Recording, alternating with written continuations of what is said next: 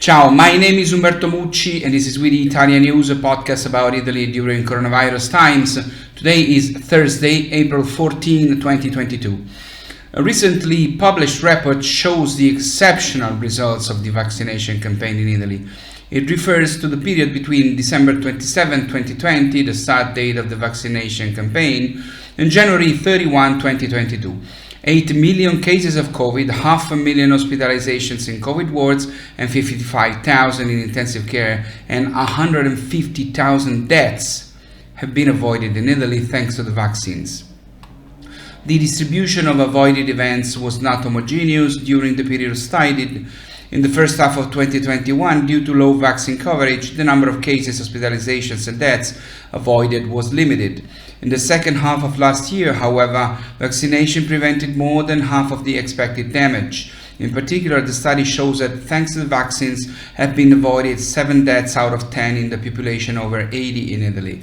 These results increase exponentially from January 2022, characterized by the predominance of the Omicron variant, highly contagious but little harmful for those who have completed the vaccination cycle.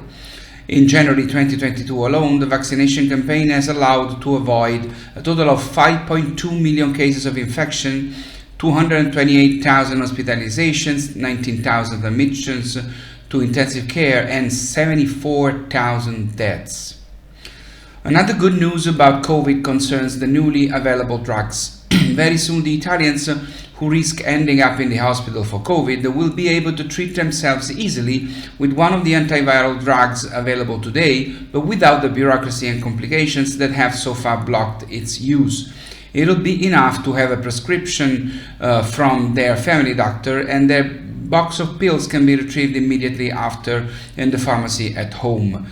Until now, after the report of your doctor, you had to obtain a prescription from the hospital specialist and then obtain the therapy from the reference center.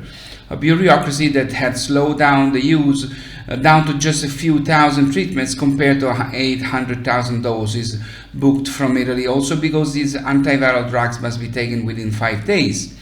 This is a revolution that can mark a change, of course, in the fight against COVID and the return to a more ordinary management of the health emergency.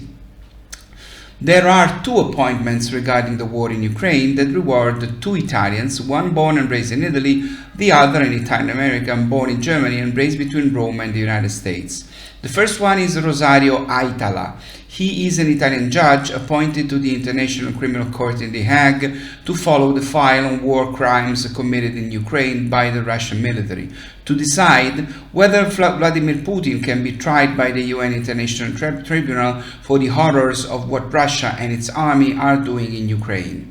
The second one is General Christopher Cavoli, who will be the future head of NATO in Europe. Born to an Italian-American army officer during the Cold War in what was then West Germany, Cavoli grew up in Rome, where he studied and lived throughout his elementary school years, learning Italian. He speaks 5 languages, including Russian. His parents reside in the Italian Dolomites mountains for much of the year, and he comes back to Rome often. The publication of February Italian industrial production data collected before the start of the war in Ukraine shows that things were going good for our country back then. The war worsened the scenario, and we'll have to wait for the next data to see how much.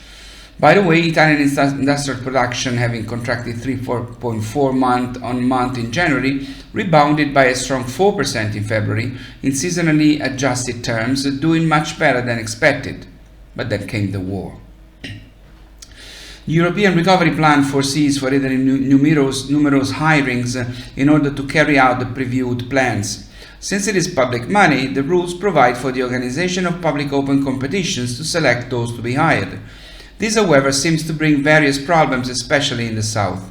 After the first failure, a call for 2,800 officials, but with just 821 hired for the implementation of the recovery plan in the southern regions, a few days ago there was another failure when the government put out a tender for 2,022 hirings in the regions of Abruzzo, Basilicata, Calabria, Campania, Molise, Puglia, Sardinia and Sicily.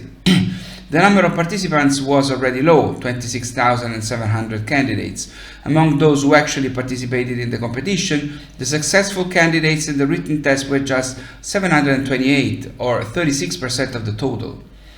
What could have discouraged the candidates was the fixed-term employment contract with a duration not exceeding 36 months and a salary not very high, but certainly not below what the market offers, indeed, for young professionals. Meanwhile, there are many European funds still available, not spent by southern Italy because of coals gone desert. This is why the government has decided to change method, allowing Italian municipalities to enter into 1,300 direct calls for the employment of professionals, again for 36 months. This should allow them to seize the opportunity to spend the 40% of funds that the recovery plan reserves for southern Italy. In 2021, which proved to be a record year for the world of Italian wine, bollicine, which means bubbles of red or sparkling wine, usually white, played their part. Not only in that Italian northeast part of the UNESCO heritage the whole world looks at with envy, which produced the famous Prosecco, but also in that specific segment that goes by the name of Metodo Classico Italiano, which became the protagonist in the conquest of the large-scale retail trade channel. Metodo Classico Italiano is the official Italian term for the champagne method of producing sparkling wines, which undergo a second fermentation in the bottle from Italian vines such as Chardonnay, Pinot Noir and Pinot Bianco. Finally, not to forget is Lambrusco from Emilia-Romagna, the most popular red bollicine in the world, which on a personal note is the only wine I drink, also because my father was from the very areas where Lambrusco is produced and my roots are there. The results are these. The 12 months of 2021 in the large-scale distribution channel recorded an increase in sales for the Italian bubbly category of 18% in volume, 83 million liters, and 20% in value, 635.7 million euros. Every year, the Ministry of Economy publishes the study that describes the incomes of Italians. Yesterday was released the one for 2020. The summary of these results is that in the year of the beginning of the pandemic in Italy have declined declared incomes and turnover that feeds the GDP. The country continued to be split between North and South, and there were still very few who declared high incomes. Self-employed workers declared more than twice as much as employees, and pensioners declared even lower incomes. Unfortunately, the forecasts say that this picture is destined to worsen in subsequent years when the effects of COVID on the Italian economy will be compounded by those of the war in Ukraine. The total overall income declared by Italians in 2020 amounts to over 865.1 billion euros, minus 19.4 billion compared to the previous year, for an average value of 21,570 euros, a drop of 1.1% compared to the average income indicated the previous year in the tax returns.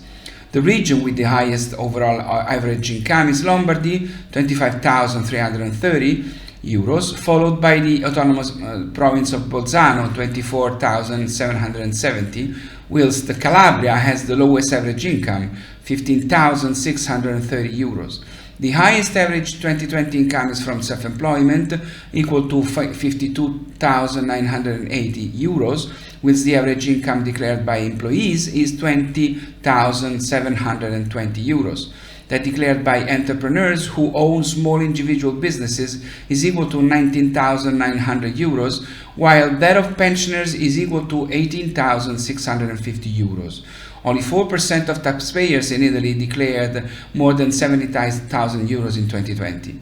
As far as territorial distribution of turnover is concerned, the first two regions in terms of the number of taxpayers, Lombardy and Lazio, contribute around 46% of the total national turnover, and both show a negative variation equal, respectively, to minus 9.7% for Lombardy and minus 15.6% for Lazio, while the most marked reduction in turnover is declared in Sardinia, minus 33.6%.